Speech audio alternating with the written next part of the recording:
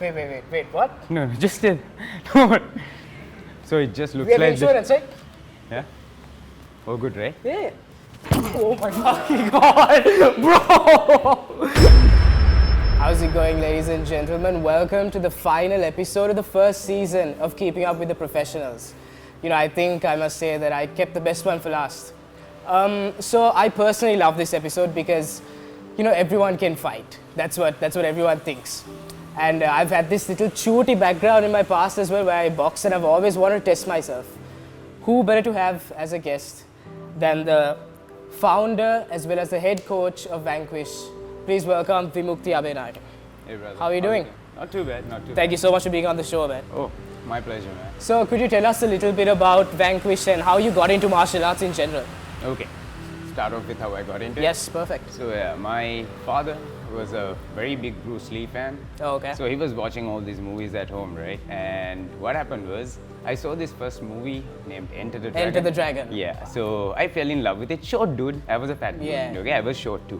So he was beating up all these big dudes and I fell in love with it. Yeah. And I was like, hey, everyone's making fun of me, but there's a small dude like beating other people up.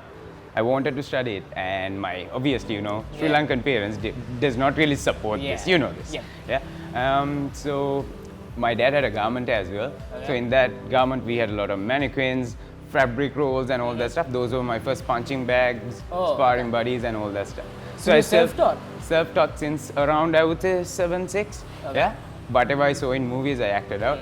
And then, after starting school, I found this karate class under Sensei Shihan, actually, Shihan Nandasirvardhana, who is actually the head coach for Kyokushin in Sri Lanka. Okay. So my dad did not allow that as well. Yeah. So what I did was, I told them I have an after-school maths class, and they gave me money for breakfast and lunch, right? Yeah. So I collected that money.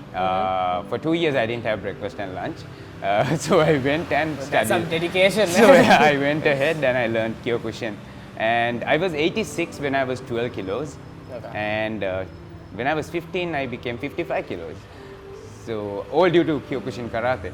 And parents, of course, did not know. Yeah. But mom got to find out after seeing my gi. So yeah. What was the reaction? They were like, we can't let dad know. But yeah, then she sort of helped me with food and whatnot, you know. Otherwise, the diet remained the same, you know. Yeah. So yeah, that's how I started. But like, when do you take that step, like, yeah, I'm going to take this serious and, you know, be a professional? So the thing is, bro, like, again, going back to the Sri Lankan parent topic, like, we are always spoon-fed. Yeah. Yeah? Most of us. Yeah? And like, if you take a kid in Thailand, bro, they grow up in poverty.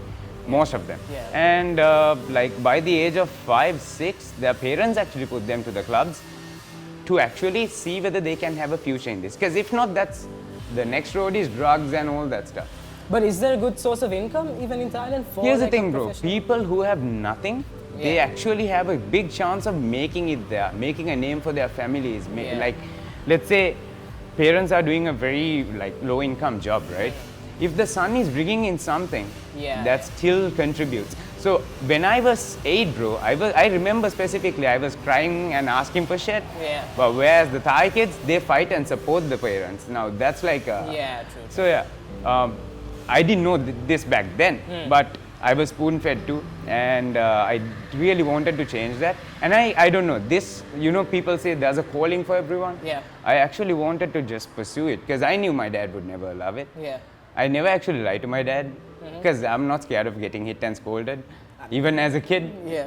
But yeah, I had to lie to him about this, and I started that. So tell us a little bit about your, let's say, professional record or like some of the competitions you've been in. Oh yeah. So I started with, as I said, Kyokushin karate. So Kyokushin karate, I fought in Malaysia, again in Bangkok once, and yeah, all around basically in Sri Lanka. I have about 60 fights in Kyokushin. Kyokushin and karate overall, I would say. Damn. And then we moved, then actually I broke 2 ribs in 2011 March.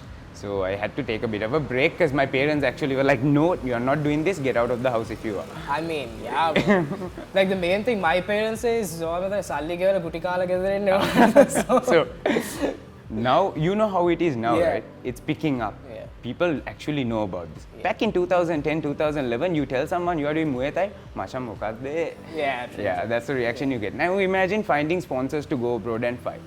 Honestly, because even right now, I think it still is a little bit difficult. Not right? bit, bro. So as I said, my student's fighting next month, right? We are still struggling to find the money that we need, but hey, we are on it. We are not going to give up. Because what I see is we have a lot of potential as well. 100%, 100%. I think here's the thing, bro. In Sri Lanka, there's this concept that everyone thinks, you know, you train something twice a day, so twice a week or something, you're good at it. Yeah. No, bro. Like, if you want to get somewhere in this to make a name for yourself, sleep, eat, you breathe, gotta yeah. live it. Yeah. It's not something you do. This is who you are. If you get what I It mean. has to become an obsession as well. 100%. So a lot of people fall in love with the outcome. They want the outcome. But truth is, you gotta fall in love with the process to get there. Because if you don't love the process, the outcome will never happen. I mean, it sucks every day to go through what we put our body is true. But at the end of the day, if you don't love it and if you're not passionate about it, outcome will never follow. If you get what I mean there. Bro, you should be a motivational speaker, man. I'm like motivated also now. But what was that transition like from, let's say, competing to being a coach? So yeah, how this happened was, bro, so this is a bit of an emotional subject. So my dad fell sick. Okay. He got diagnosed with cancer. I lost him in 2016, bro. So Sorry, then I had to actually really think about, you know, making money and whatnot. So then I decided, okay, I'll try to fight as much as I can, but main focus is money. Then didn't start coaching yet. Yeah. I worked at Sri Lankan Airlines and another travel agency, and barely found the time to train. Barely had time to sleep because of balancing those two. So typical day at Sri Lankan Airlines would be like starting my day at around 7 a.m., finishing at 4. But by that time, when I finish at 4, I have to be at the gym for power training by 5:30 or 6. Yeah. Then at 7:30 starts my Muay Thai training. So that paired up with going home, getting ready for the next day, I don't get about 4 hours of sleep. That's hectic, man. Yeah, I got sick. In the sense I got injured because recovery is all about the sleep.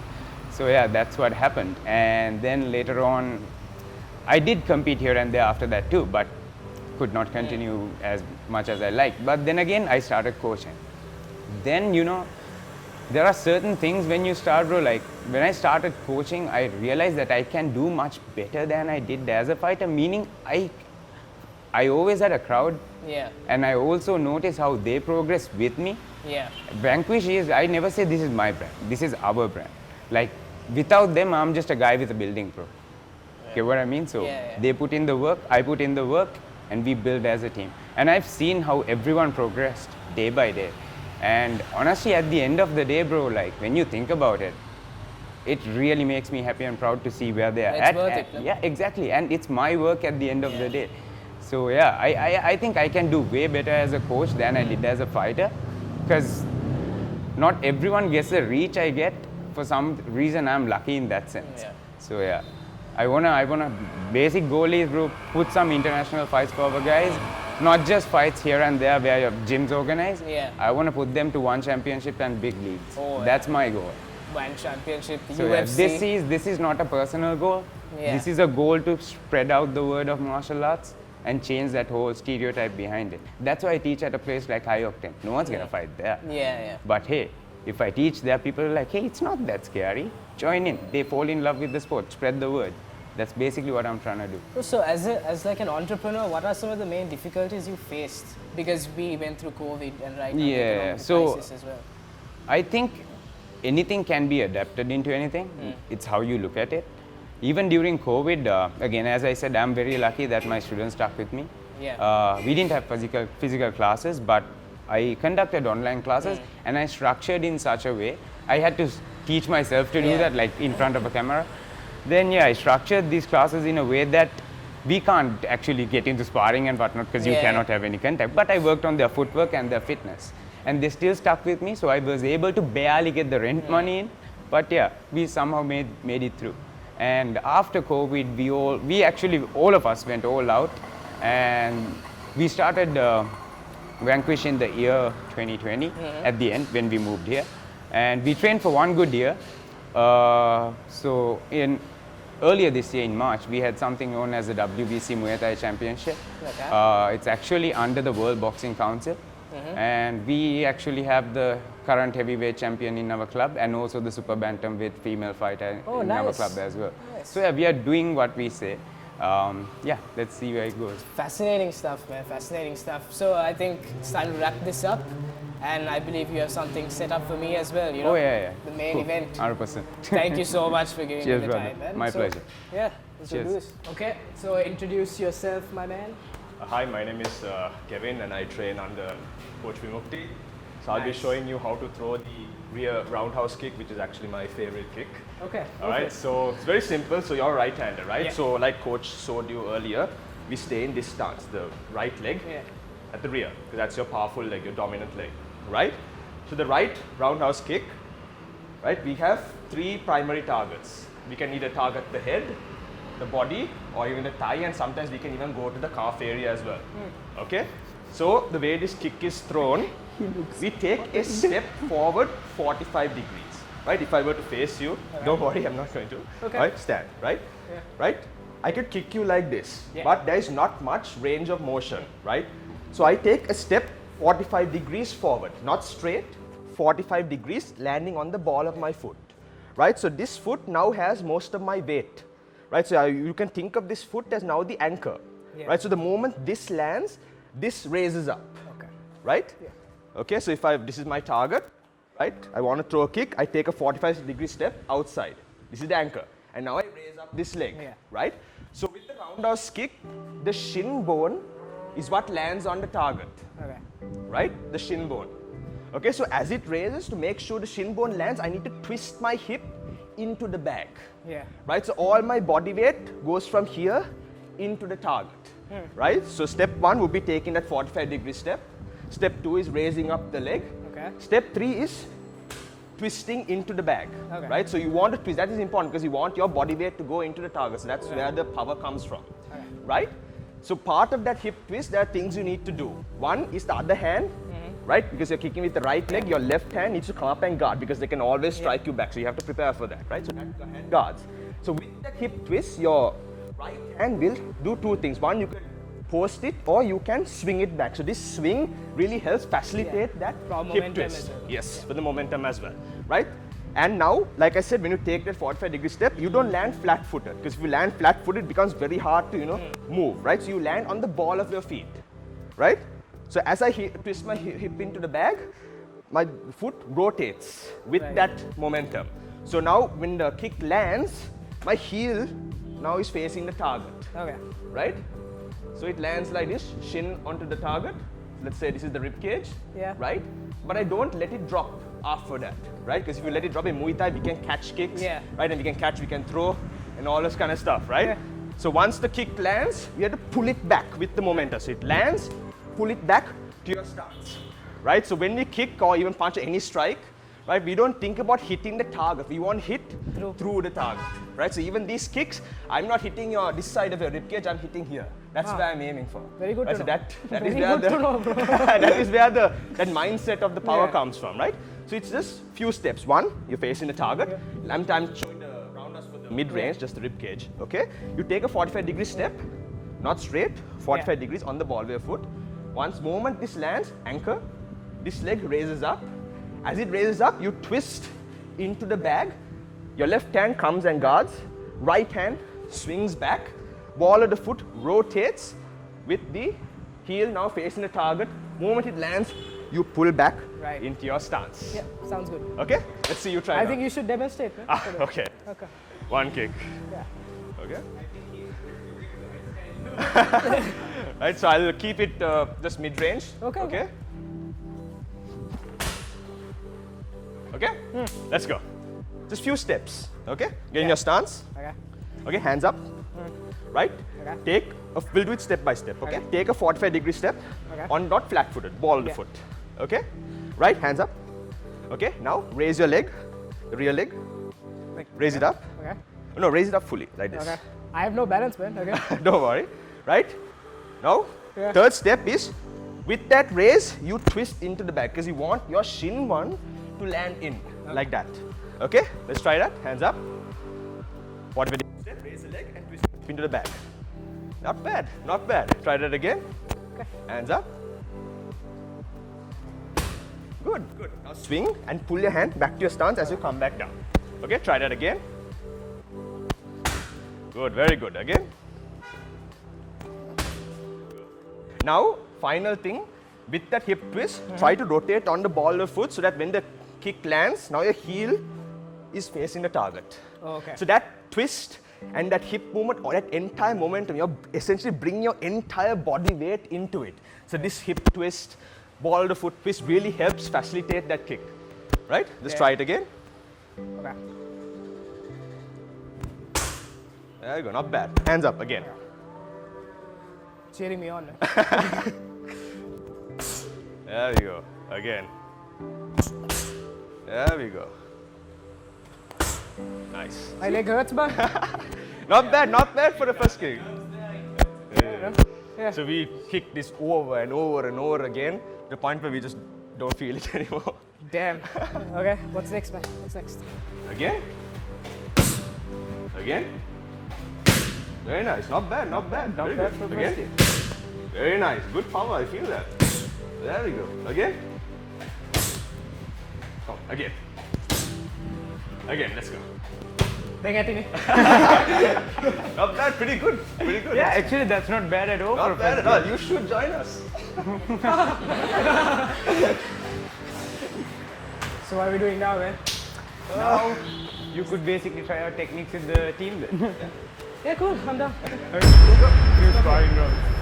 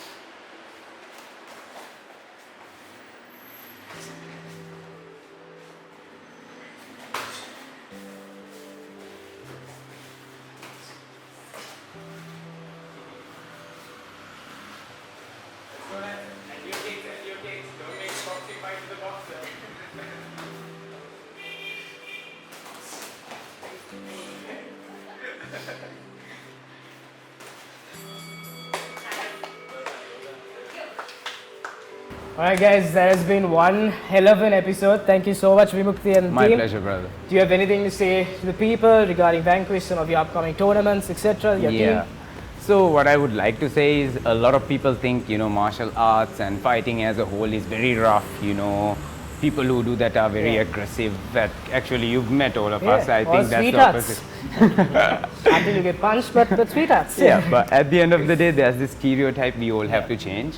And it's good to see that parents are now pushing their kids to do this rather than keeping them inside, which is a big point. Otherwise, we'll never develop.